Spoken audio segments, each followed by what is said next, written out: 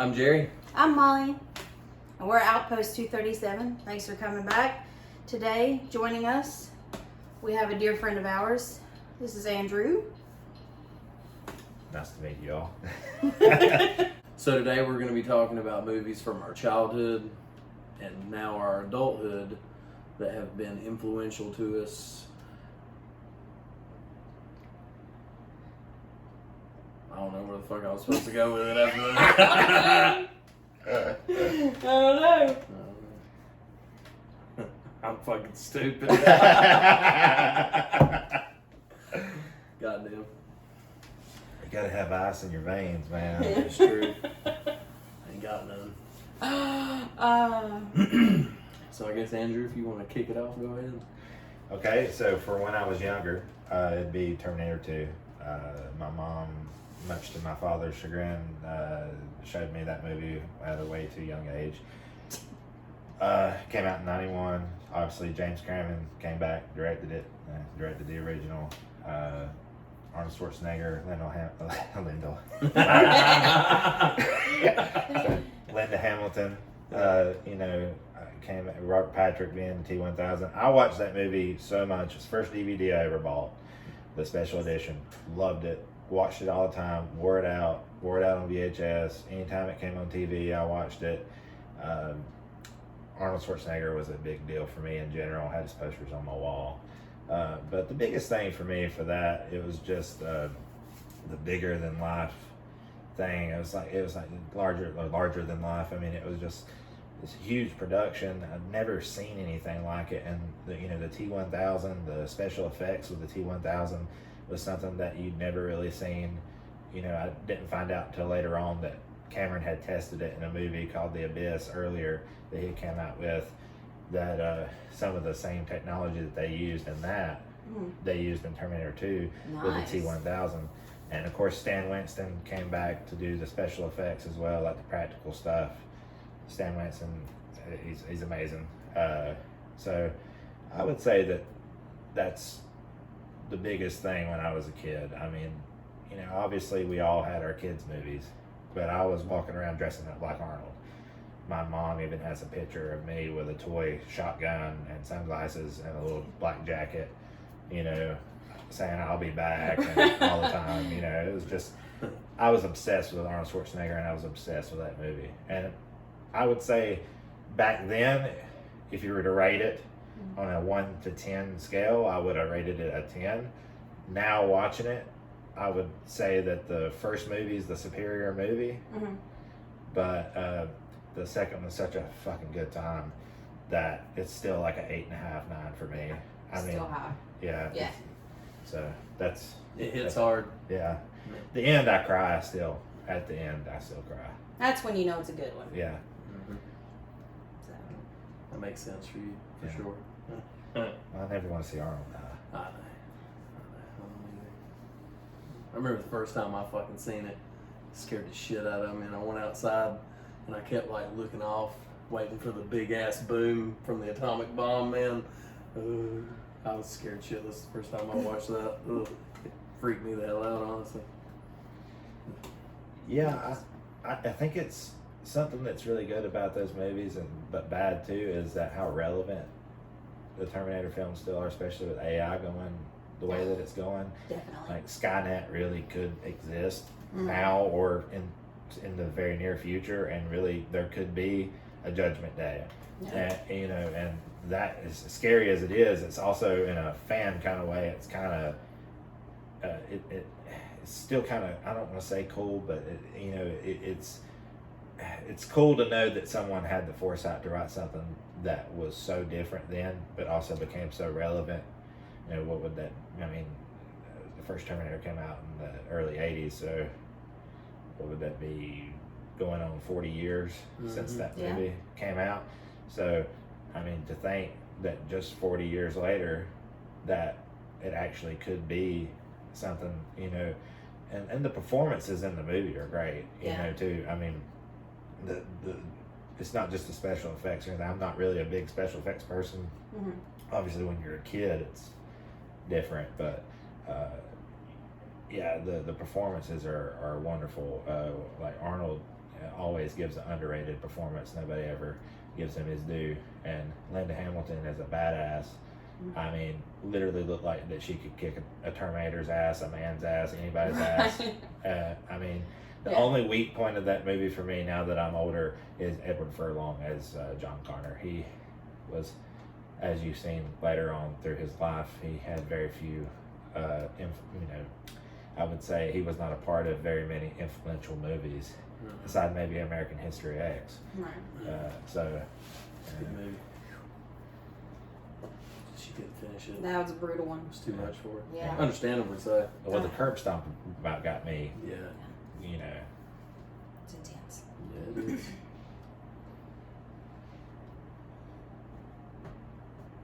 To me. Sure. Okay. I guess my movie that I would have to pick from my childhood would probably be Halloween H2O. It came out in 1998, so that would have made me 7. But I just, for some reason, it sticks out to me because I remember Mom taking me and Kevin and Brittany to is it called the Earl? Or Merle, on Main Street. The Earl. The Earl. Yeah. We went there to watch it, and I just remember I was such a pussy when it come to horror movies then, rightfully so, as young as I was, and Kevin had already scarred me with so many horror movies like Nightmare on Elm Street, that there was the poster for Halloween H2O, and then the poster for Dr. Dolittle.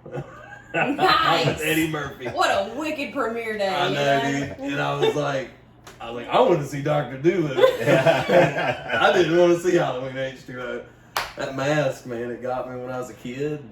But that was the first horror movie that I actually remember sitting all the way through because I didn't have a choice. Which, thinking of me now, you would have never dreamed that I would have been like that then. But so I guess Kevin, man, he really helped shape me into some horror movies at that point in time. I had a blast, and like I said, that movie just kind of stuck with me. And at the time, I thought that it was a great movie. I didn't think that there was anything like it. I didn't think anything would ever top it. So, of course, in my young mind, if I would have rated it then, I'd be like, oh, this is a 10, obviously. Yeah. Because, my movie watching list was at a minimum at that point in my life. Obviously, now, it's a 5, 5.5, maybe a 6 on a good day. But it was just one of those, I don't know if it was the movie itself or if it was just the experience. Yeah. For the time. But like I said, I still like to watch it every year around Halloween if I can. But yeah, that would definitely be my movie pick from a child. Not a lot to really say about it. Because if you've seen one of them, you've seen all of them. And they did try to do something different with it. But I think they kind of messed it up in the end. Oh, yeah. With the ending, and then obviously the beginning, the resurrection. Oh, that God. horrible mess of a movie. I mean, Busta Rhymes. Yeah. Yeah, doing old karate on Michael Myers. Wow. Yeah. Yo, Michael, trick or treat, motherfucker. Yeah, the line everybody wanted to hear. Yeah. That movie was everybody that had failed careers giving it one more good attempt. Josh Hartnett, that was one of his earlier movies, right? Yeah. And he was great in it, man. The only thing that he done wrong in that movie was that damn haircut. Yeah. Well, Jamie Lee Curtis, obviously. Oh yeah. She's the scream queen of all scream queens, Yep. In my opinion. And I would say most people's it's probably not a, but so I mean, like when you have something like that, it definitely keeps the value of the movie for you. And, yeah. Even still watching it back, and it can still hold up in that way that you still have that to hang your hat on. We'll see. And something else that messed the movie up was I can't remember the exact number, so somebody would have to fact check me on it. But there was like 3 or 4 different masks used, and then the part where he walks into that little kitchen area where he's getting ready to get the dude with the corkscrew, that mask is actually CGI'd. I didn't know that. Yeah, and it's cool, man, because if you go back and rewatch it now, well, you got to watch it on something besides the Scream Factory Blu-ray because they fixed it.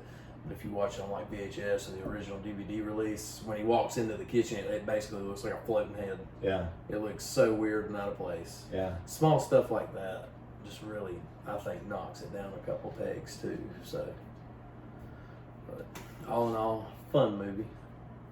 Yeah. I think. Do you think like with with it being in a different setting, it's not in Haddonfield, it's at a school, so it kind of gives it a different feel, and the stakes were there because it had Jamie Lee there, you know. So Laurie's character was there, but I mean, I do feel you on that. Like I actually had a higher opinion of that movie when I was younger too. My brother had it on VHS, and I snuck it to my room and watched it while he was gone. Heck yeah! Because my dad wouldn't let me watch it, and so I actually really enjoyed it when I was younger. And my brother did tell me later, like, you might want to rewatch that. You know, you might change your opinion. Yeah. So, I mean, but that's one thing that's cool about it. Like when you're younger with a horror movie, it's the same thing with Nightmare on Elm Street. Movies, man, my aunt let me watch those when I was younger, and I mean, Robert Englund, Freddy Krueger, that's my thing now. So I mean, still to this day, you know. So I mean, it can still. I mean, you look at all the Halloween stuff that you enjoy. I mean, it definitely had an impression on me. Oh yeah, yeah, most definitely. Even the bad ones, and we know there's plenty of them. So my childhood influential movie would probably be The Dark Crystal. Came out in 1982. It's just a weird movie, man. It's, first of all, I love Jim Henson. Anything Jim Henson does is great. But just the characters of that movie, the Skeksis, fucking terrifying. Terrifying. Yeah. It's like a vulture humanoid bird. Yeah. That's fucking scary. Did that movie scare you when you was a kid? A little bit, probably, yeah. The big ass beetles. Yeah. Yeah. Oh no. I'm trying to describe it, but how the fuck do you describe The Dark Crystal? It is odd. I haven't watched that movie since I was younger. I haven't either. I always get that and the Labyrinth mixed up. Yeah, Labyrinth is great too. But this one is just, there's no human characters. They're all puppets. So it's obviously the puppet aspect does something for you. Yeah. Yeah. I dig the puppets. Yeah, there's nothing wrong with that. Yeah. And we did go to that puppet museum in Atlanta. Yes, and we did get to see all the cool Jim Henson everything he had ever done. creations. Kermit was there. It was cool. Kermit, yeah. Does he do? So did him and Frank Oz do like all the voices, or was there actors that were coming in doing voices? Because I don't remember. I think there were other people who did voices as well. I know they did some, but I think that they did some as well. And some characters didn't even have like voices per se. Yeah. More noises. Yeah, exactly. Yeah. So. It's very faint memories of that because I remember watching it when I was younger. We had it on VHS at my mom's. Yeah. You know it came in the big one. Oh yeah. Clamshells. Yeah, the good ones. Oh yeah. Yeah. Nothing could penetrate those motherfuckers. No. I mean, I swear it could have been involved in a war, and I think they still would have survived. Yeah. True. But what was it actually about though? Because I can't really remember. Right. So it's one character. He is on the search for the Dark Crystal itself, and it has been held by the Skeksis there in their, I want to say lair. Layer. Yeah. Alright. Yeah, but so it's that the main character is trying to get this crystal because it has ungodly powers and kind of bring back everybody else. Like the Skeksis are assholes and they take over everything and they just ruin everything. So they're trying to bring back their lives, I guess, their opinions and feelings and things, and not be stepped on the rest of their lives. I guess that's what makes it relatable. Yeah. A little bit. Yeah, I got you. Yeah. And you didn't care much for the new show that they done on Netflix. No, I didn't. I tried to watch it. what was it? The Age of Resistance, I believe, is what it was called. And I tried. It didn't hit the same.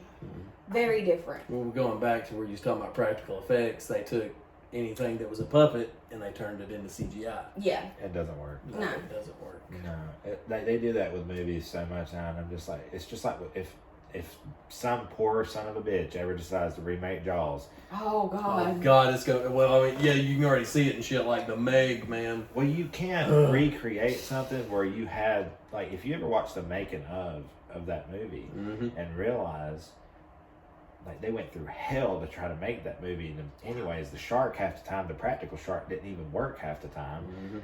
I mean, you just can't recreate that, and also you're not going to get those performances, you know. But speaking to which, like the puppets, I mean, if it's a puppet, then you should just do a puppet, right? Yeah. Because if it worked before as the puppets, why would, you know? Because I do remember that.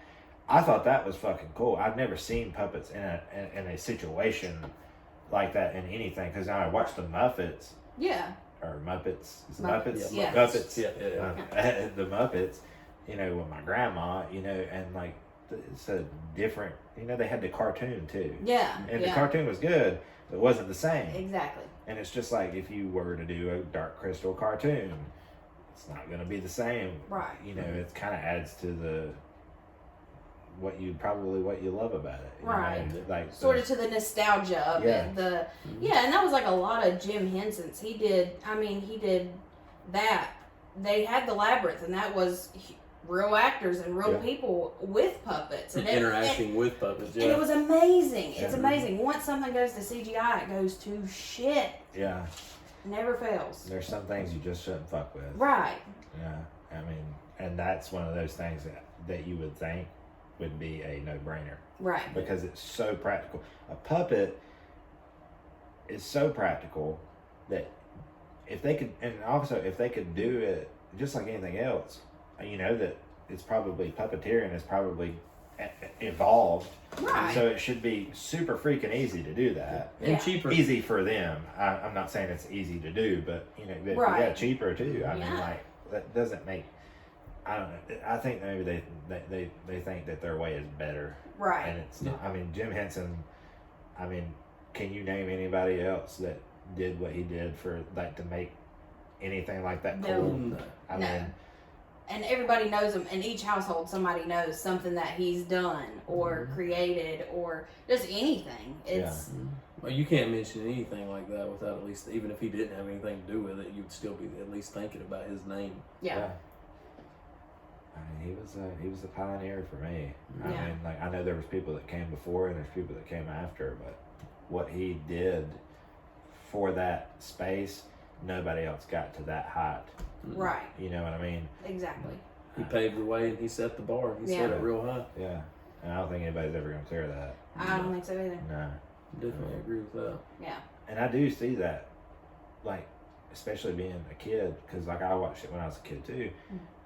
I don't remember it very well because I haven't watched it since then. But I remember loving it.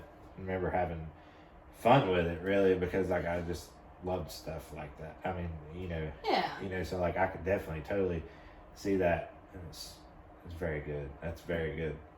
I have to go back and rewatch it now that you've mentioned it because I completely forgot about it. So I'm glad you mentioned it. That's cool. I'm sure we'll be rewatching that here soon too. Yeah. Yeah. Nah, that's good. Yeah. So now that you're older, what movie would you? Because times have changed, movies has changed. Even We've if it's changed. older. Yeah. Some of us have better taste than we used to. Oh yeah, you mean to tell me that you're not going to bring up Beer from All Horses? No. And I'm not going to say that Jackass deserves an Academy Award. Or anybody in that, yeah. Well, now that I'm older, even though this did happen a while back, my brother told me about a movie that I have no idea how in the world I hadn't watched it yet. Called Heat. And it's directed by Michael Mann. And it stars Robert De Niro, Al Pacino, Val Kilmer, John Voight. is in it. Tom Noonan has a small part in it. I mean, it's just a wonderfully shot movie. It's influenced so many things. One of my favorite newer movies that actually influenced The Town, which is pretty much a carbon copy of it, but done in Boston. Mm-hmm. I mean, in a different situation, obviously, but Ben Affleck even came out and said that he was a direct, influence to him. Mm-hmm. So that movie still is a movie that I could sit down and watch probably back to back to back, because it's just, everything about it to me is perfect. It was a 10 when I watched it. It's a 10 now. If I could give it higher than a 10, I would. Right. The score is amazing. The practicality, of everything, then just situationally, everything that's going on. Like, it's hard to explain how I feel about it, but I have a love for that movie that the flame never dims. It just burns stronger. Yeah. Robert De Niro, Al Pacino sitting in the diner. There's a scene. Well, let me say it. Let's get back up. So they're trying to track down Neil McCauley, Robert De Niro's character's crew. Al Pacino gets in a helicopter, gets down from the helicopter, gets in a car, pulls him over on the freeway, asks him to go get a cup of coffee. And then they proceed to have one of the greatest scenes, if not the greatest scene that I've ever seen between two people in my life. And it's very subtle. Mm-hmm. There's nothing huge about it, which is crazy considering the fact that Robert De Niro and Al Pacino both can do that too. Yeah. Especially Al. Right. I mean, watch The Devil's Advocate. I mean, Yeah. but they just sit down and have a conversation, and they find a commonality between the two of them, and they actually kind of at one point even say, they're basically alluding to the fact that if they both didn't do, like, if you didn't do what you did, or what you do, and I didn't do what I do, we'd probably be friends. Yeah. Because they both eat, breathe, sleep, everything is about what they do. Mm-hmm. Hannah is, I want to say it's Jack Hannah. I don't know, maybe not. I can't remember exactly what Al Pacino's name because I'm blanking on it, but I know his last name's Hannah. He has been getting ready to be through like his third marriage. Oh shit. Where, he's out there all the time, searching for whoever he's searching for, to try to, solve whatever he needs to solve, catch who he needs to catch. Robert De Niro is, you see his house, there's no furniture. He's all about the score, and he has a thing that he says, if you feel the heat, coming around the corner, you better not have anything in your life that you can't drop in 15 seconds or whatever. I can't remember the line because but I mean it's I feel like I'm doing a poor job explaining why I love it, because I just love everything about it, and it's hard to pick one thing. But that scene is great. So many things about that movie is great. If you haven't, I know you've watched it. Have you watched it? I haven't seen it. I'll have to check it out. It's fucking amazing. And the ending, obviously I'm not going to tell you the ending because you haven't seen it. The ending also makes me cry, because there's a moment between Robert De Niro and Al Pacino and coupled with the score, it just really moves you. I mean, like, everything about that movie is just, the stakes are so high, and you just feel like any moment something happened, like it was going to happen to you, like you were one of those characters. That's how I feel anyways, Yeah. And like, I'm always introspectively looking inwardly and saying, how would I feel if I was this guy? Right. And that's when you're at your, peak of interest in anything is, whether, be music or movies, like when you feel connected to something. But when you feel connected to something that there's no possible way that I'm not ever going to be someone that's doing a bank heist. Right. But somehow I feel connected to Neil McCauley, Robert De Niro's character. Mm-hmm. And, it's just, and then you got Val Kilmer. He's married to Ashley Judd's character. He's got a gambling problem. So even though he's done all these scores, they still don't have really any money. They have a child together. You know, she wants to leave him. You know, it's just situationally, there's like people that are in a situation that you couldn't fathom being in, but they're having still real life problems within that problem of, you know, that cat and mouse game with the police. They're still people. Yeah. You know, and you know, so it's just really a study of characters. Okay. You know, like different people. You know, like you know, about being a police officer, and then also the other side of it, and how a police officer and the person that's actually committing the crime sometimes are not that different. Yeah. You know. Right. I guess would be a better. I've mumbled and jumbled around it, but that's basically the thing. Is like we're seeing that, and maybe Michael Mann didn't intend for this, but I guess on a broader level, it just makes me feel like, hey, we're really not that different. Right. All of us, we're not that different, and we're all going through stuff. Even someone, the police officer, the you know, the detective, the person doing the heist, the people helping him, his partners. I mean, everybody's they both lose friends. Yeah. In the process of this, they both go through things in their personal lives. You meet somebody, you fall in love, but you live by a code that you have to have something. You don't have anything in your life that you can't get rid of.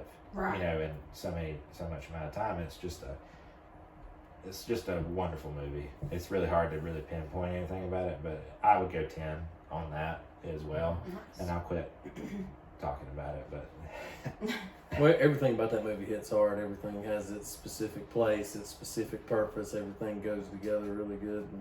Because I still remember the first time I watched it was with you. Like that diner scene you talking about, that one, yeah, give you cold chills every time you see it. yeah. Well, also, you know, Al Pacino with his outburst at other times in the movie. I know, You know, man. and he's sitting there, and I hope it's the one I'm thinking about. It's like, because you had a great ass. Yeah. You had your head all up in it. Yeah, that was it. Yeah. And then they had the other outburst, and it's like, don't waste my motherfucking time. Hell yeah. And, you know, and there's another one when he walks in and I can't remember his name that was in it for some reason, but his wife had slept with some random guy. Oh yeah. And he's sitting there and he's like, you know, you can fuck my wife in her postmodern bullshit apartment, but you cannot watch my fucking TV or whatever. I mean, it's like grabs it, just rips it out of the wall. I know it's not their line, but you know, so you get like really toned down Al, but then you get way out there Al too, and it all works. Yeah. You know, it's just so great. That's probably the most subtle performance by Robert De Niro that he's ever had, and I guess he had to do it because nobody was going to overcome the explosion that Al could give in that movie. I mean, But that shows how good of an actor De Niro is, because even as subtle as he was and calm as he was, he still matched yeah. the performance-wise, I think. Oh yeah, it was great, Definitely. and he gave off this thing of like this guy is so calm, and he seems like a nice guy, like a normal nice guy for the most part when you see him interact with other people in the movie at times, but you can tell that at any moment, if he had to, he would kill you.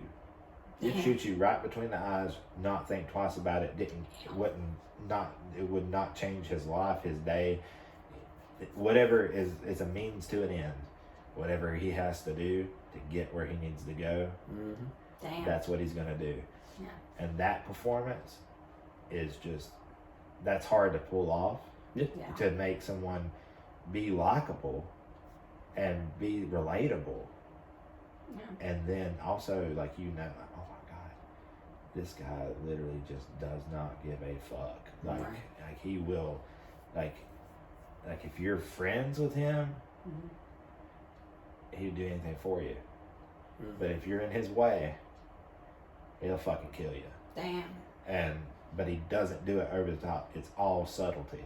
It's all just in his looks and the way that he will look at someone and speak to someone in a very matter-of-fact way that you can just tell that, like, you don't want to fuck with. So my movie, now that I'm older, I seen it when I was younger. You know it. Because it was I'm pretty sure it was the first time we ever went to McKay's. This was one of the movies that I got along with Big Trouble in Little China and a couple other ones that I can't remember right off the top of my head, but they were all recommendations from you. So 90% of my movie interest and education, I will definitely give to you. But it would be Blade Runner. Yeah. I know how you feel about the movie. You haven't seen it, but will. 10 minutes, no. It wasn't even 10 bro. minutes. Nah, bro. You didn't even make it to the first scene with dialogue. She's seen the opening scene where you see like the futuristic city with the flames and all the flying cars and stuff with that badass soundtrack going. Love the music. Oh. And she's just like, no. Yeah. No. Instantly shut down. I was like, I'm not going to be doing this. I thought I had her, man, because Blade Runner 2049. Yeah. It's got Ryan Gosling in it. What woman doesn't want to watch a movie that has Ryan Gosling in it? What man don't want to watch a movie that has Ryan Gosling in it? Like, hot as hell. That's beside the point. We're not talking about that one. I thought I had her with that, but I didn't. Harrison Ford. That's all you need right there. Directed by Ridley Scott. Once again, you know that is all you need to know that this is a fucking awesome movie. Same with you and Heat. The scene that done it for me. Rutger Hauer dying at the end. His death scene. His dialogue before he dies. Spoiler. Yeah. Which, Yeah. as I've said in previous episodes, if you haven't seen it by now, you're probably not going to. The movie come out in 1982, you behind. Yeah. Unless you want to be like these newer generations that watches Blade Runner 2049 doesn't have a fucking clue what happened before it and thinks that that's their generation's movie and their generation's idea. Nay. But even the first time I watched it to now, man, every time I see that scene, which is all the way, it's the end of the movie, it gives me cold chills every time. Just, I don't know, it's just something about it. Yeah. Never seen anything like it in any other movie I've ever watched. And that's just talking about the end. Let's not forget all the great shit from the beginning to the middle to that point. I mean, all around, it's obviously a 10 out of a 10. And I know it's a 10 out of a 10 for you. Yeah. Yeah. It's just beautiful. I mean, and when you watch the making of documentary and see how they did a lot of that stuff, I mean, that opening scene that you saw was shot on a model. Interesting. There's scenes like when Harrison Ford comes out on his little balcony from his apartment. The cityscape is actually a matte painting. Oh shit! See, I didn't even know that. Yeah. That's cool. So I mean, but if you really and truly, if you haven't seen it, watch the director's cut. The final cut is what they call it, because there's a lot of versions of Blade Runner, and the theatrical version is a version of that movie that was not what Ridley Scott wanted. It's what the people that financed the movie, because of there was a lot of financiers, I guess you would say, that were involved. That movie went through hell. Originally, they were almost getting ready to go with Dustin Hoffman. And there's actually storyboard drawings of Deckard, Harrison Ford's character, that looked like Dustin Hoffman, and he was wearing a hat that was a fedora like Indiana Jones. So where Harrison Ford had just made the first Indiana Jones movie, I'm thinking it was the first one, he obviously didn't keep the fedora in the movie of Blade Runner because he just wore it. Right. And it's just the casting process and everything. It's really it's hard to believe that they actually got the movie made. Like getting the money. They had two different script writers. Damn. You had Hampton Fletcher write the original script, and they had to get David Peoples to come in and rewrite it. David Peoples did 12 Monkeys, if you've ever seen that, with Bruce Willis and Brad Pitt. also science fiction, so you might not like it. Hey, she watched The Thing, man, so we're going in the right direction now. So, but yeah, I mean, but what actually ends up being in the final cut is I mean, they wanted voiceover that didn't fit, and and Ridley Scott didn't want to do voiceover. Harrison Ford fucking hated that shoot, like he fucking loathed it. Damn. Like you hear him talk about it in the documentary as if it was a family member dying. It would have been better than going through that shoot. Damn. Because it was always wet, because they was always bringing in smoke and rain. But a lot of the visuals are inspired by heavy metal. I don't know, was heavy metal was a magazine, right? it was a magazine, and they done, what was it? I know of at least one animated, like, movie, or was that was related, wasn't it? The Blade Runner? Or I was talking about the heavy metal. Heavy I metal. was, see, here I am going on to a whole nother topic. Yeah. I was thinking heavy metal altogether. Well, no, I don't know if they may have done that. I just know that it was either a magazine. I think it was a magazine. It would have been I'm pretty sure it was a magazine first. But that's where he got a lot of the ideas for the visuals and stuff. And I mean, he wanted things to everything. They were talking about how, like, Ridley had to see 100 pencils. He wouldn't just stick with one. If it was a coffee cup, he had to see 100 different coffee cups. Damn. It was like he had a vision, and what they came out with was so inspirational to so many movies that followed it, and it didn't have good success in the box office. Right. It was one of those things like The Thing, Yeah. where later on developed a cult following Yeah. and became influential later on. But I mean, obviously you spoke about Rutger Hauer having that wonderful scene at the end. I mean, that the visuals on that, and it's just. But yeah, what other than that though? What was, like, what are your favorite scenes? What's another favorite scene in there? Him, I'd say Harrison Ford doing the eye test on what's her name? I always forget it. Sean Young. Yeah, that Rachel part, in the movie. Yeah, that scene always held the opening scene. Yeah. When he's doing the same over that, and that other guy's doing the test on whatever his name is. That was a very intense starting scene to a movie. Yeah. And mainly just how everything looked inside and out, because we're talking about a movie that came out 40 years ago, and we used to talk about Ridley Scott handpicking everything out. His attention to detail, a movie that came out 40 years ago can look so much better than what we do today in 2023. Yeah, direct, and it's just like, so it's even like, whenever Rachel's walking through, whenever Deckard meets her for the first time, and how shiny everything is. So he had them wax that floor to where it would, and so when the light hit it, it would look a certain way to get that look. Damn. So like things like that you would never think about. Right. But he did it to give you what you love about the movie. I mean, like, because that visually, the movie is so amazing. Like that's part of it, right? Yeah. It's not just performances or and the score by I'm gonna mess his name up. I think it's Vangelis. That's how you say it. Is how you spell it. Is Vengelis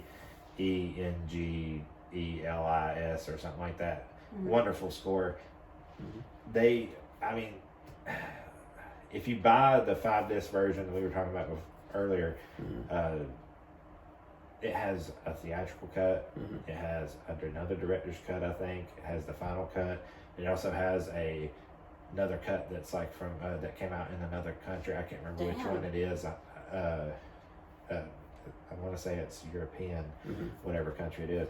So there's many different cuts of the film, and the way they had it broken up, like to, where the financing of the movie really hurt the movie, really. I mean, like how the movie was made, was they went in and cut it the way they wanted to. Right. Instead of having it cut the way Ridley wanted it. And it's just, and it's really cool, is the scene in the beginning of 2049 with the pot you know, and you see the pot on the stove, Captain Fancher tells a story about, you know, how that was actually similar to a scene that they wanted to do in the beginning of the first Blade Runner, where Harrison Ford shows up to retire a replicant, and there's a pot on the stove bubbling, and he walks in, you know, and then starts talking about the conversation. So that scene actually was inspired by a scene that never actually happened in the first movie. That's cool. Wow. So I mean, there's so many things about that movie that's great. I mean, and I know you were talking about earlier about the scene with Rutger Hauer, you know, the Tears in the Rain speech. I mean, I don't know how did it make you feel though? Like when you watched it, did you get emotional because of it? Yeah, man, it was probably the first time that I had ever watched a movie that actually gave me like any kind of emotional feeling besides, oh, this is awesome, or, this is cool. I don't know, man. It was something that was like a completely different feeling, because I mean, you remember, man, it was obviously inspiring as well, because I called you and was like, I'm gonna go to college. I want to make movies. That's what I want to do.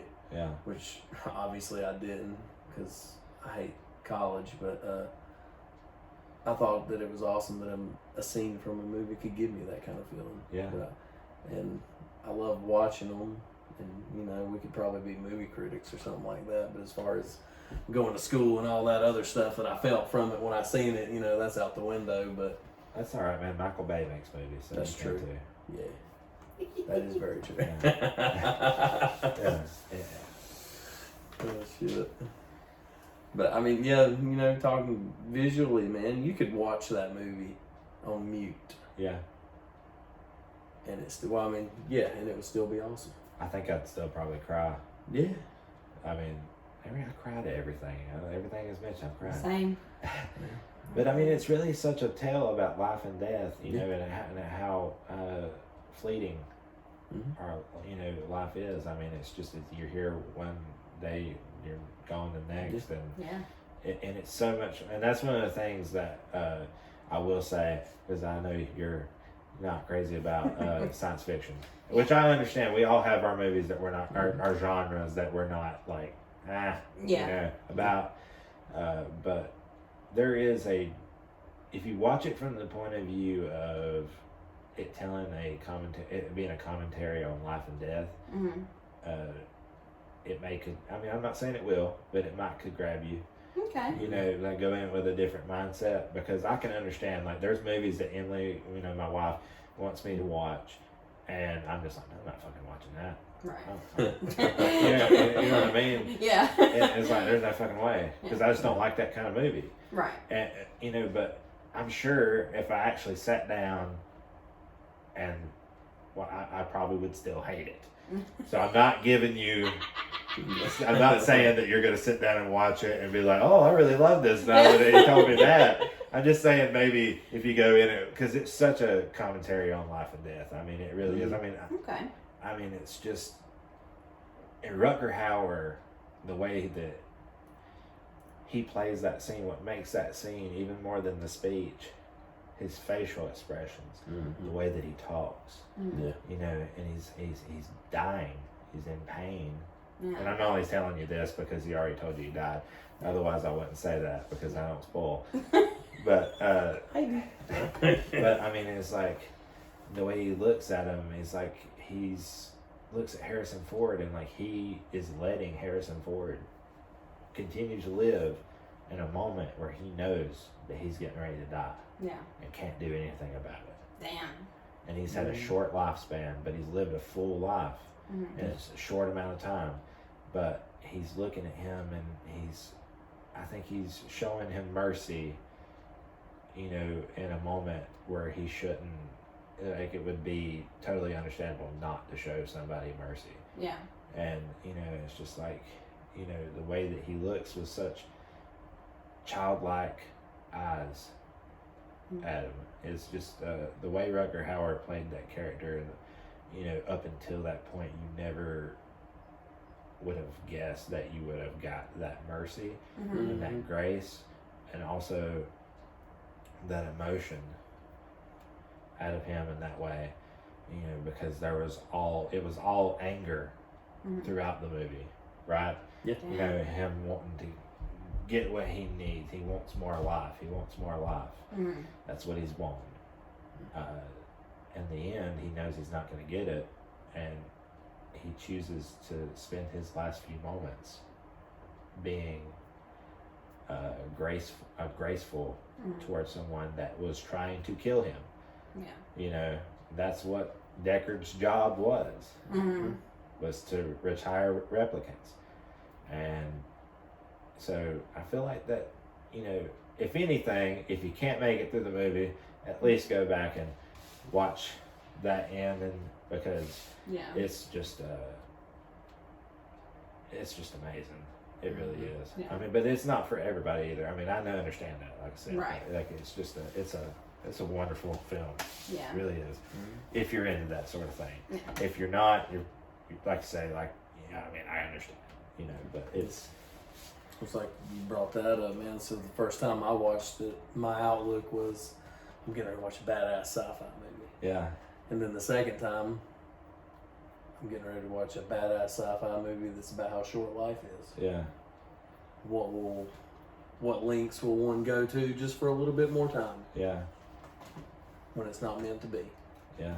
It really is. It's great. I can dig that. Yeah, you'd like it. I probably would. Honestly, yeah. That's cool.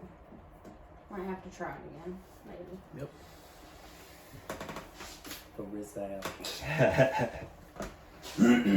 Cut. So what movie would you pick? My adult influential movie would be The Breakfast Club, hands down. Hands down. Came out in 1985. John Hughes, man. John motherfucking Hughes. He made some great movies. Some fucking great movies. Now this one is probably my favorite, I would have to say. But being alone when you're in that age where you move out of your parents' house and you're like, I'm going to be independent, and you can't afford cable, so you just watch DVDs on rerun. The Breakfast Club was mine. Mm-hmm. Like, I bonded to that movie, and just, I had to go home. That was my feel-good thing to do, was watch Breakfast Club. Even though I'd seen it 3,000 fucking times, I had to watch it every day. Yeah. Were you ever in detention? Once. Once. Senior year Spanish class. I would always be late, so I got detention one time for being tardy. How many times did you have detention? The last 2 months of my senior year was detention. Nice. I literally, it was that or not graduate. No. Oh. So I had detention. So obviously it's a relatable movie. Yeah. It's a relatable movie. Yeah, in some way. Yeah. We all went to school together, by the way. Just so you know. Class 09, baby. Yeah. That's right. That's right. But yeah, it's just a relatable movie. You have all these different people from different families and, you know, social statuses. Mm-hmm. And they all come together on a fucking Saturday in detention and just, you know, at first it was kind of iffy, and then by the end, everybody's a family. It's very sentimental for me. Definitely iconic. And John Hughes makes everything so fucking relatable, it's hard not to just enjoy it. You got the jock who falls in love with the outcast. I mean, Yeah. it's like the bad boy falls in love with the high class, uppity, you know. The nerd's still the nerd. The nerd is still the nerd, but we love that fucking nerd, man. Yeah. It's like it just shows you, like, you get everybody in a room together and spend time together, and they realize, yeah, if I'd actually give this person a chance, Yeah. you know, Yeah. it's a really great thing. Yeah. Right? It's a life lesson, Yeah. basically. It's a lot of them, yeah. Yeah. And he was great about that. Oh, he was great, Yeah. yeah. And I like seeing that in the movie because obviously when we went to school together, it was not that way. Right. It just wasn't, man. And Different times. yeah, it was different times, I guess. But it still makes it relatable enough that if it did happen in your time, you would be like, okay, I might, if I actually talk to people, I Yeah. might could relate to some people. Yeah, you had mentioned how high school wasn't It wasn't like that for us, but like I said, different time. I get it. So everybody when we went to school kept with their own friend group, and which maybe if we'd have had the tension with a jock and a prep and an outsider and a nerd, it might have been different. Yeah, exactly. I mean, I think that it's the same thing applies, really, even though it was different. Because when you think about it, how we were in our own group. I don't know about, I guess maybe you probably had your own friend. I never really fit into, I don't think any of us fit into like a certain thing though. No. But we had our friend groups. Yeah. You know what I mean? So I wasn't like a part of like the stoners or the jocks. Right. I was kind of a little bit of everything, you know? Yeah. I don't know, I feel like that kids have such a hard time trying to find who they are. Yeah. That they slip into whatever group they can get in. Yeah. Yeah. You know, and sometimes some people never fit into any of them. Right. And that's when we have like the loners that don't have any friends. Yeah. You know, but you know, it's kind of like that. We've seen it with Isaac, my nephew. At times, man, it just keeps getting worse and worse. So. And a lot of our friends we grew up with since we were kids. Yeah. So it's like a lot of our friend group was like you were in third grade together, and then you were in high school together, and then you just, you know, you either stayed friends or you didn't. And yeah. But a lot of the movies like that is like these 5 strangers basically, because they knew of each other but they didn't know each other, just kind of come together. So it was different for us. So And the conversations between each one of them where they think that they know who the other person Yeah. is, but just because of what group they're in, it's still so true. I felt that way in school too, because like there was things, and I don't mean to shit on anybody, but like there was people in my own group of friends, you know, that looked at somebody just because they were a football player and they couldn't be a cool person. right. Yeah. You know, and they wanted to start fights with them, and you know, there were people in all walks of life in that school that you could have been friends with, and yeah, there was groups here and there, but I felt like at that time it was very, very much like if you were a football player, you were a football player. Yep. Yeah. If you were a nerd, you were a nerd. Yeah. And it was, and if you were one of those people, I already know who you are. Yeah. And like the shit that really gets me in that movie is all the stuff with Judd Nelson's character. Oh yeah. Yeah, he's Like, great, man. When he Yes. starts talking about his family life and stuff, and you know, it's just like, man, like that's when that's a good lesson right there for any kid or any person in general. Yeah. Do not think just because someone does things that aren't good that they're not good, or that they want to be the way that they are. You know, maybe they're that way because of something that's going on that you don't know about. Right. And maybe they're that way because they feel like they have to put that wall up and act that way because of what, you know, to be tough, because they live with someone who's like that, you know, to them. Because it's not, a tough person doesn't beat their wife and beat their kid and put cigars or cigarettes, whichever one it was, out on them and stuff. Like, you know, when he lifts his sleeve up. Got all the scars. Yeah. It's just like. Because he spilled paint. Like, yeah, exactly. I mean, I don't know about y'all, but I did not grow up in a home like that. Right. But I knew people that grew up in homes like that. And those types of people did have a certain bravado about them. Yeah.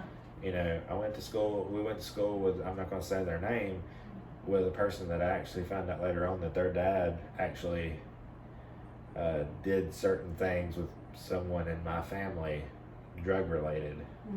And I met that person and realized, oh, this is why this guy was a jackass and an asshole, because he lived with one and was talked to this way his whole life. Once you become an adult, you have to make that decision. But he's making a picture of that, a picture in time of what it was like and what it would be like. It's almost like a social experiment of like, what would it be like if we put all these different people together in one room for a day? Yeah. and it's like, if you think about the people that you, like when I was younger and I watched that, I picked the people in the yearbook that I thought were the people in the movie. Yeah. And, you know, I feel and that. thought about what it would be like to be in a room with them. Yeah. And I don't know how it would have went. It probably wouldn't have went like that because it wasn't in a movie, but No. you know. Yeah. But it is such a cool thing. I mean, I think that is definitely an influential movie in so many ways. Right. Even after this long, it's still. Yeah. You see it. You see it. I mean, you know, you hear the music from it. You see the actors nowadays, like. Yeah. And the cast alone was great as well. I mean. Yeah. The intensity that they played these roles in just makes you connect to it. If you was gonna say that you were one of the characters, which one do you think you would have been? Oh, me, Outcast. Outcast. Yeah. It's kind of funny because you dressed up as her for Halloween a I couple years did. ago. I It's sure so did. funny. Yeah. Yep. I sure did. Minus the lice. The lies. Remember the The dry skin? dandruff. Yeah. Not Hey, lice. lice. Yeah. She draws that damn picture and then scratches her head. Yeah. I know. It's awesome. The scene with when she's making her food too. Oh, With yeah. all the sugar. The pixie sticks. Yeah. God, yeah. Yeah. Yeah. They're just looking at her like, What the fuck are you doing? Yeah. Yeah. Who would you relate to? Even though I wasn't really a nerd or like Anthony Michael Hall with the perfect GPA and shit, his like breakdown at the end, man, there's something always about that kind of reminded me about me at that point in time, because there was so many times where you witnessed some of them where I just want to have a meltdown like that. yeah. I never did. It's just like you had so many questions in life that just could not be answered. And where am I going? What am I going to do when I get there? Yeah. What is my purpose?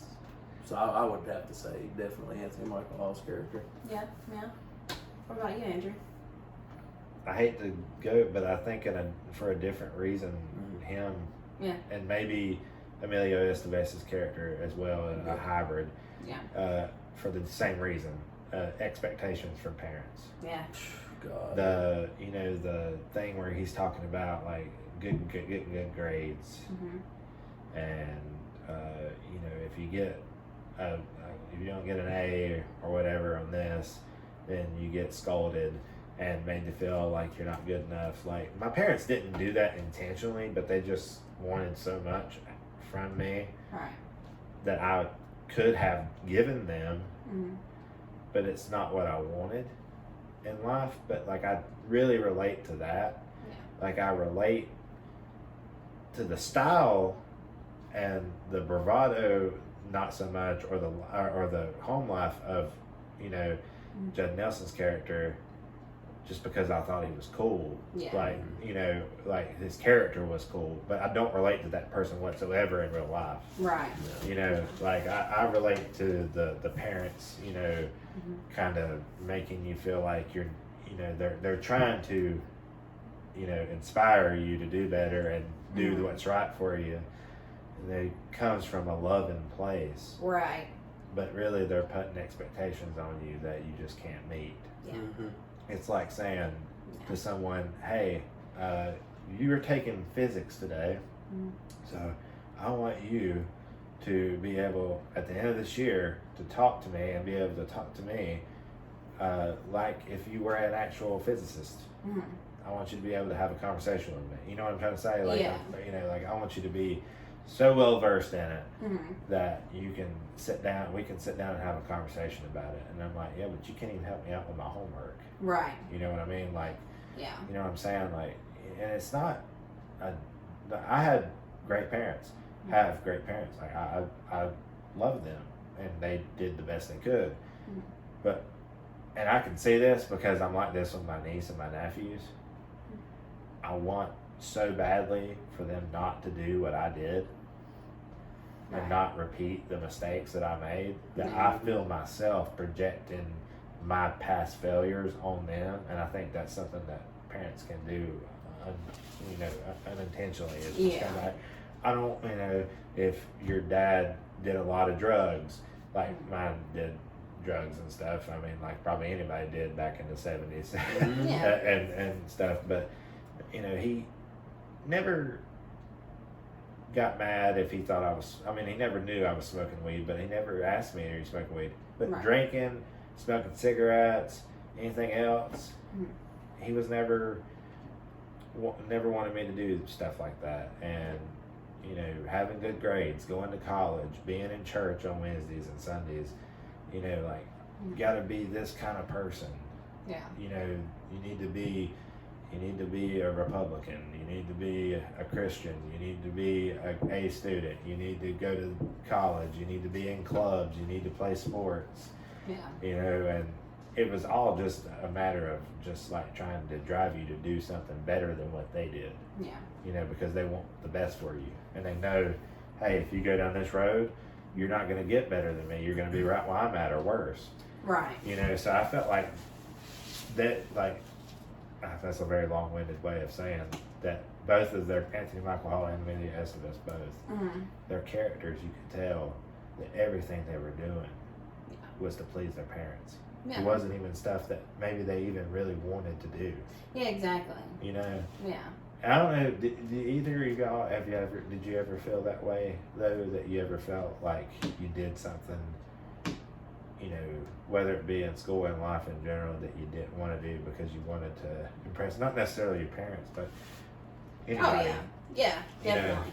and it's not a good feeling It's whenever, not. you know, Yeah. because it's not natural Right. to, you know, you need to be you, Yeah. but you don't know who you are yet. Right. You know, whenever you're younger, so it's like you're trying to be somebody else. Yeah. So you get all these people that are sitting there, and Hallie Sheedy's character, she's the most you person that there is. Like, as far as like a person that's themselves, like that she unapologetically is just her. Yeah. Yep. And she's actually the rare one out of them in a good way. Yeah. You know, I think because like, even though she's so weird to people, and I'm sure a lot of people look at that character, oh my God, they're so strange. But she's just being herself, Yeah. who she is in that moment. Because I love the part where they're all talking about if they would, on Monday when they go in, are they going to talk to each other? Yeah. And she's like, yeah. She's like, I don't give a fuck what my friends think. And it ends up she doesn't even have any friends. So how, you know. But she is so comfortable. Like, she doesn't care. Like, she's just like, I would fucking talk to you. And all the other ones are like, no, I don't, you know, I don't think I would. Or, yeah, maybe we would. But it's just like, she's the realest out of all of them. Yeah. She knows who she is more than the other characters. And I think it's because whenever you have a character like that that doesn't have friends, they have more time for introspection. Yeah. You know, and Very we've all true. been there, Yeah. where we've been alone in a room or been alone in life at some point in our adult time, or even as a child, a moment where you felt really alone, and you look at yourself. You also, unfortunately, blame yourself for a lot of things that are not your fault. Right. But you do find out things about yourself, and it totally makes sense that somebody that had friends Yeah. would be like, they'd have a little bit more of a grasp on who they are because they don't have anybody influencing them. Because you know how that is in school. Oh, yeah. Like, you don't know, like, you got somebody that, oh, it's cool to like this, and my friend likes this, so I'm gonna like that, Yeah. and I'm gonna be cool, you know, and I'm gonna fit in here and there, or, you know, they like to tell these kinds of jokes, or I'm gonna tell these kinds of jokes, you know, because I'll fit in, and that's kind of like Molly Ringwald, like you said, he's the highfalutin type, you know. Yeah. Yeah. You know, she's not gonna probably. I mean, more times than not, she's not gonna talk to anybody that's not in her. Exactly. You know, so Social status. Yeah. Yeah. So I mean, what she have caviar? Yeah, she had sushi. Yeah. Or sushi. Was it Yeah. sushi? Yeah, sushi. Yeah. And the kids probably never even seen sushi before. Right. Honestly. Yeah. Damn sure no Judd Nelson's character. Yeah. I mean, it was the 80s too. Yeah. So. Yeah, I got bologna. Yeah. Yeah, Emilio Estevez has like 3 peanut butter jellies, Yeah. like cookies, and Trying to Big bulk bag up. of chips and everything. Yeah. Ridiculous. That definitely would have been my lunch. Yeah. nice. I ate that. I literally ate that way the other night. Yeah.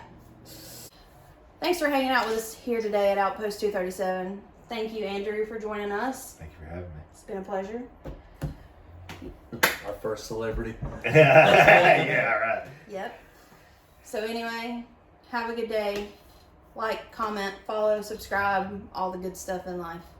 And we'll see you next time.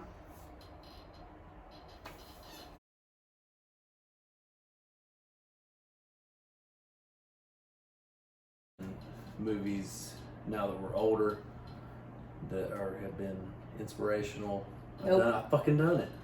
Why the fuck do I always say that? What the fuck word did we say? Influential. Influential. Oh, inspirational.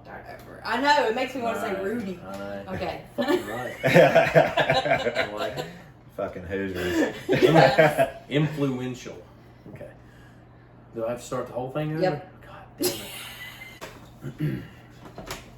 Let me get composed here.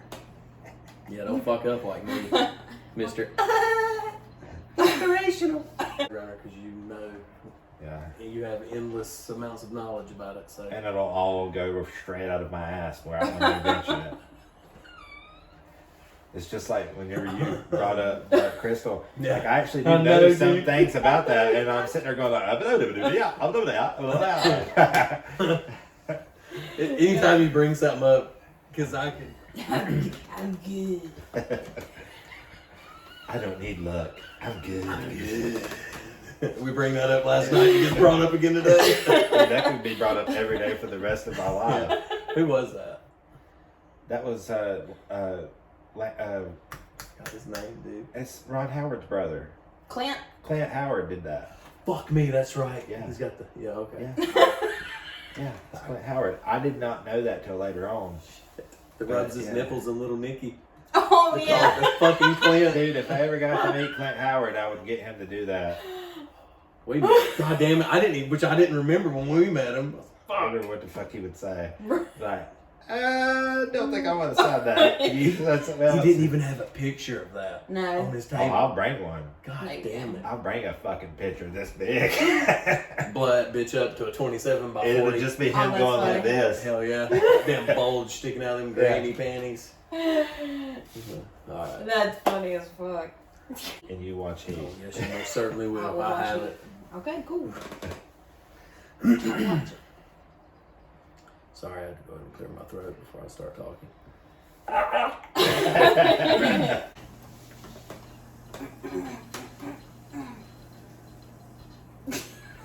Go ahead and get it out of your fucking system. I know. Alright. Gotta get it back. Gotta get it back. The tip of the tongue, the teeth, the lips. The tip of the tongue, the teeth, the lips. Yes. You also can just do like they did in school when they used to, Mama made me smash my M&M. Oh, yeah. Hell Goes yeah, back dude. to those chorus days, baby. Oh. Wait, what's Schwarzenegger saying last Action Hero? Drop a baby bubble buckers. Didn't know I was going to say that. Now did you? Hell yeah. Oh. Oh, I thought somebody farted. It's the crackhead on his motorbike. Crackhead on a motorbike. Just pedaling and smoking away. Yeah.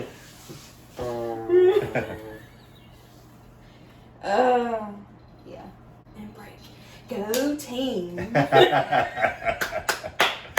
We got this, guys. Come on. Fucking A for effort. Give me 100%. Get in defensive possession now. God damn it, Charlie. So that actually reminds me. I do want to say this. Our 8th grade video Yeah. where we were all on the Jesus the- Christ. Fucking Mr. Blackburn's tug of war team, man. Yeah. for Olympic Day. All of us. I was the only girl. And in that fucking video, there I am. Everybody's pulling. Nobody gives a shit. PJ, us. I can't even remember who all else, but I know all of us were. Yeah, we're the only ones that matter. And then here I go in the background.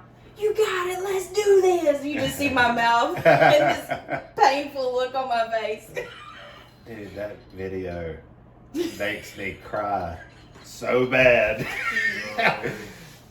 I swear to God, they start playing that Vitamin R song, or Vitamin C graduation song, As we go on, Yeah. we remember all the times we spent together. Oh God. So awful. And then they had Stained in it too. Oh yeah. And I'm sitting there like trying my best. And when they showed it the first time to us, I'm sitting there trying my best around y'all not to be like, Yeah. Yeah, as if we thought that much was going to change from 8th grade to 9th grade. Hell, we got closer. Right. We literally went, what, a quarter mile down the fucking road? yeah. But do you remember we had a 5th grade video too? Yeah, I know. I wish I had a copy of that. I don't have I used to have a copy of both of them. And I don't know where they're at, but if I ever find them, I've got the 5th grade one on VHS. you got the 5th Oh, grade one? God. Yeah, it's out there in the building somewhere. Oh, dude, we gotta watch that sometime. Yeah. And we'll watch the 8th grade Yes, one too. we've That got shit. to. Because you were, oh God, you remember where you were spinning your head on the bat? Yeah, that look on your fucking face when you come, you were so dizzy, man. You was like, you had that fucking grin, and you was just like, you was going this way, just getting ready to eat shit, and you fell like 3 fucking times. Or was that the? And Tyler Yeah. did too. Yeah, he done He the was fucking in the- sack race one. Yeah. That's right. Tyler just bam, get up, 2 more steps, bam. I'm surprised they even put me in it as much as Blackburn and Cave hated me. God. Yeah, God, that was great. From fucking middle school to high school was better for me because you and me. That's when you and me actually got. Yeah, we didn't Was. start. Me and him didn't start really hanging out until 8th grade. Really? Yeah, like, and I mean, I wasn't even allowed. I wasn't even like, they were already meeting at the movies Mm-hmm. and stuff until like 8th grade. I finally started. I think it was like the year before that y'all started going. Was it earlier that year in 8th grade or Probably. something like that? Yeah. But I remember like before that, usually the only person I talked to was PJ. Like, Yeah. I mean, like outside of school, like Yeah. we would hang out every once in a while. We'd go eat that awful Chinese food at Manbury yeah. Mall. Oh God. Or he'd call me and we would like 3-way prank call people. Yeah. Like I called and asked the Walmart guy if he would. I wanted the color of my penis to be my wall color, and he said you have to bring it over here so I can match it. Yeah, dude. And one time we called in 16-foot long subs and used his aunt's name. Oh shit. Yeah, classic. Yeah, we just did a lot of stupid shit. I mean, but then Tyler and Zane started 3-waying me, and yeah, Zane, all y'all would call. We'd all call each other individually too at times. But the longer it got, the more we were. Yeah, it was great. Yeah. I mean, it was great times. I mean, I can honestly say that of all the times that I've got drunk, high, whatever, and went out and done crazy fun stuff and everything, that those times with my friends are the best times with my friends that I've ever had. Yeah. You know, because it was so much. It's so, you know what I mean? Right. Like, Yeah. you can't do that as much now. Yeah. But like back then, like you see each other, you know, and then on Friday night, you know, you're going out, and Yeah. you know, it It was was simple. yeah. I didn't. You know, that right there goes back to movies, man. We always felt like we had to go out and do this and do that. And, but hell, there was a time where you and me lived together for, months? Because we worked together. Our idea of fun was just going to cookout, getting food, and then going to the house and sitting up till 4 or 5 in the morning watching movies. You remember we would sit, whether it was cold or not, like neither one of us had good heat or anything, Yep. and we'd be sitting out in the parking lot at Walmart waiting for our money to come in from Arby's. So we'd have Nice. enough money for gas just to get home. That's fun. Cool. I had to get gas, cigarettes, movies, and food. Yep. Yep. Half The the check essentials. gone already Yeah. right Yeah. there. The essentials. That's cool.